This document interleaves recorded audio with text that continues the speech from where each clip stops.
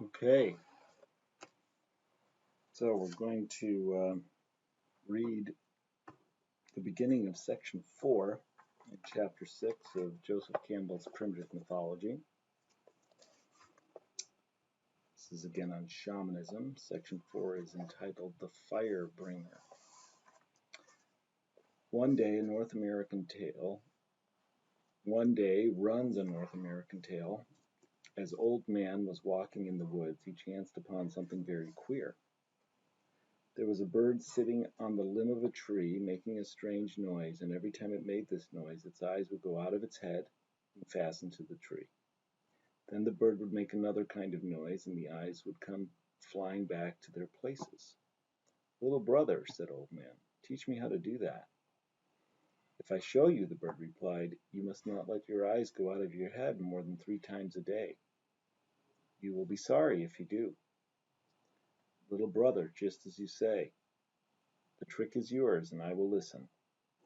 The bird taught him how to do it, and Old Man was so pleased that he did it 3 times right away. Then he stopped.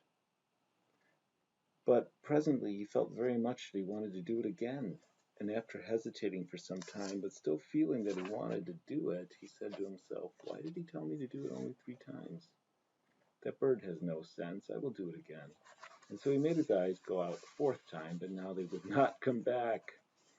Then he called to the bird, "Oh, little brother, come and help me get back my eyes." But the bird did not respond. It had flown away.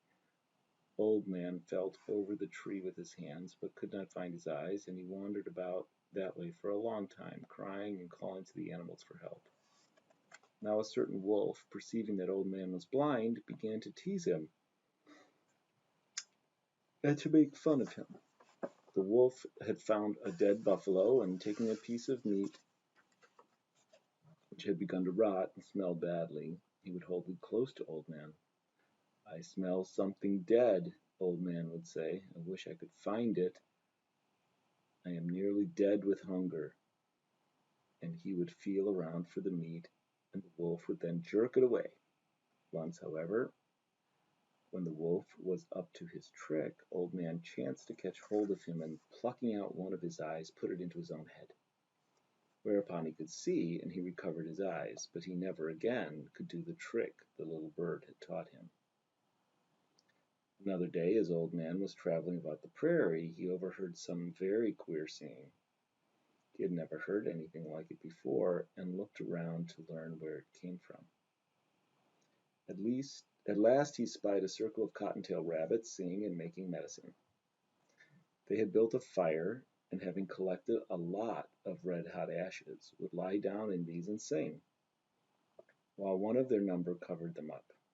And then after a while the other would uncover them, and they would all jump out, and apparently this was a great deal of fun. "Little brother," said Old Man, "it is very wonderful how you lie in those hot ashes and coals without burning. I wish you would teach me how to do it." "Come on, Old Man," said the rabbits, "we'll show you how. You must sing our song and stay in the ashes only a short time." So Old Man began to sing, and he lay down, and they covered him with coals and ashes, and the heat did not burn him at all. "This is very nice," he said. "You have powerful medicine indeed. Now I want to know it all. So you lie down and let me cover you up." All the rabbits lay down in the ashes, and then he put the whole fire over them. Only one old rabbit got out, and when Old Man was about to put her back, she said, "Pity me, my children are about to be born." "All right," he said, "I shall let you go so that there will continue to be rabbits, but I shall roast these others nicely and have my feast." He put more wood on the fire, and when the rabbits were cooked, cut some red willow brush and laid them on it to cool. The grease soaked into the branches, so that even today, if you hold red willow over a fire, you will see the grease on the bark.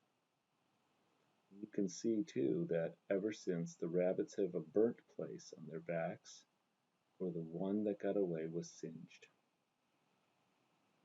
One day the trickster, in the form of a coyote, killed a buffalo, and while his right arm was skinning it with a knife, his left suddenly grabbed the animal. "Give that back to me," the right arm shouted. "This is mine." The left arm grabbed again, and the right drove it off with the knife. Left grabbed again, and the quarrel became a vicious fight. And when the left arm was all cut up and bleeding, Trickster cried, "Oh, why did I do this? Why did I let this happen? How I suffer!" Another day he took an elk's liver and made a vagina of it, took the elk's kidneys and made breasts, donned a woman's dress that was too tight for him, and thus transformed himself into a very pretty woman. He let the fox have intercourse with him and make him pregnant, then the jaybird, and finally the nit. Then he walked to a village, married the chief's son, and gave birth to 4 handsome little boys. When he was one day wandering about aimlessly, he heard someone say, "Anyone who chews me will defecate. He will defecate." "Well," said Trickster, "why is this person talking in this manner?" He moved in the direction from which the voice had come. Then he heard it again. Looking around, he saw a bulb on a bush. "I know very well," he said to himself, "that if I chew this, I will not defecate." So he took it, put it into his mouth, chewed, swallowed it, and went on. "Well," he said, "where is the bulb that talked so much? How could such an object influence me in the least? When I feel like defecating, I shall do so, and no sooner." But while he was speaking, he began to break a little wind. Well, he thought, I guess this is what it meant. It said, though, that I would defecate, and I'm just breaking a little wind. In any case, I'm a great man, even if I do expel a little gas. Then it happened again, and this time it was really strong. Well, indeed, how foolish I was. Perhaps this is why they call me the fool. It happened again very loudly, and this time his rectum began to smart. Next time he was propelled forward. Well, well, he thought defiantly, it may give me a little push, but it will never make me defecate. It happened again, and this time the hind part of his body was lifted into the air, and he landed on his knees and hands.